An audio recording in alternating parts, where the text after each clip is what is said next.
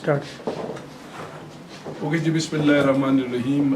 It's really an honor for me to have my comments on the book launch ceremony of the book edited and compiled by Dr. Saif Malik on the foreign policy, India relations with the neighbors, whether it's a cooperation or confrontation. I believe that the Indian philosophy, which is more dominated by the RSS and the Hindutva concept for the last 2 decades, has been highly hegemonic and confrontationist. This book has taken a very holistic review of the present scenario, and over the last 3 to 4 decades, the Indian interventions and the Indian interference in the neighboring countries. Unfortunately, India has been claiming to be one of the largest democracy in the world, but in fact, it has been one of the worst kind of hegemonic and bureaucratic kind of government. If we just look at the history of last 3 decades, India has been actively involved in the confrontations with the neighbors like Pakistan, Bangladesh, Nepal, and even China and Sri Lanka.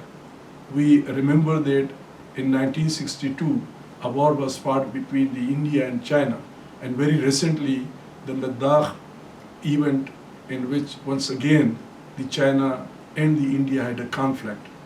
As a matter of fact, for a peaceful and tolerant society and region in the Southeast Asia and South Asia, it's very important that all the nations of this region must be very responsible and they should believe in the peaceful coexistence. Now this book, which is written by highly experienced authors, teachers, and researchers in the international relation fields, has given a very broader view that how the India has been entangled with the different nations in different kinds of confrontations. The book has started from the conflicts which the India has been doing with the neighboring countries like China, Sri Lanka, Pakistan, Nepal, and other small states of the region. Now, this is very unfortunate that India, being one of the largest countries in the world, had been the proponent of very fundamentalist belief of the Hindutva, which believes that there is a greater India and they don't have any space for the rest of the world. This book, I think, has revealed the real face of India, which is based on confrontation with the neighboring countries. In Pakistan, if we just look at the last 4 to 5 decades, even from the start, India has been highly intervening and interfering in the internal affairs of Pakistan, and they have imposed 3 to 4 wars on us. In the recent episode of Balakot, we could also see that they crossed the territories of Pakistan, and we are appreciating the response of the Pakistan military and air force that they have downed their aircrafts.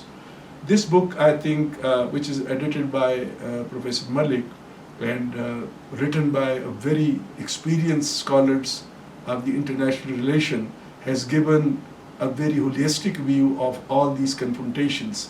And at the end of the day, we come to know that India has the philosophy of expansionism, confrontation, and conflicts.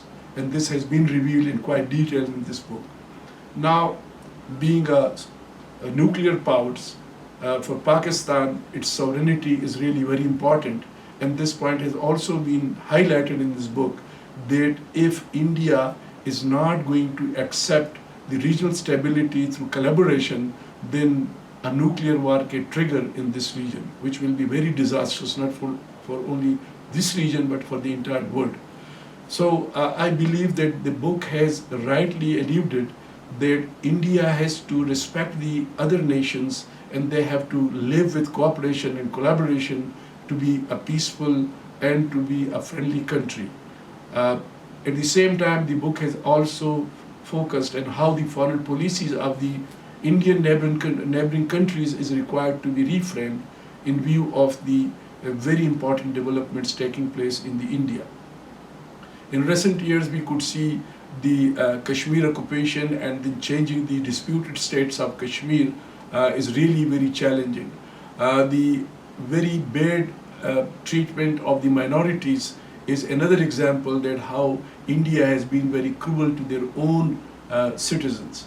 Now this gives a very clear and alarming situation to the world that India is only and only creating a Hindu-based society in which there is no room for the minorities. So I believe that this book has given a very broader view of this conflicting attitude of the India, and for all the other nations who are neighboring to India, it is really very important that they should reframe their foreign policies and they should respond to this very hegemonic and cruelistic attitude of the India. Now, I think the book is a really deep efforts and insight into this alarming issue, which can ultimately lead to destabilize the regional peace and integrity. The sovereignty of all the nations in the region is really very important, and if India is not behaving, then we have to respond in the same way, and the rest of the countries of the region have to formulate their policies which can bring the India into a very cordial relation and a peaceful country, and which can behave in a very better way. I appreciate the hard work of the editor, Dr. Malik, and all the authors who have been really very instrumental to reveal and to reflect a very negative phase of the India, which in fact it is. And I think that this book will provide a deep insight to the readers about the real face of India. What we would like to see as an outcome of this book, that the people, the powers in the region should understand this dynamic, and they should try to bring India to the normal thinking, and their expansionist and confrontationist policies must be disembarked, and it may be stopped further. Thank you very much. I'm really grateful to the Institute of Strategic Studies Islamabad for giving me this opportunity. Engineer Professor Dr. Attaullah Shah from Karakoram International University, Gilgit. Thank you very much.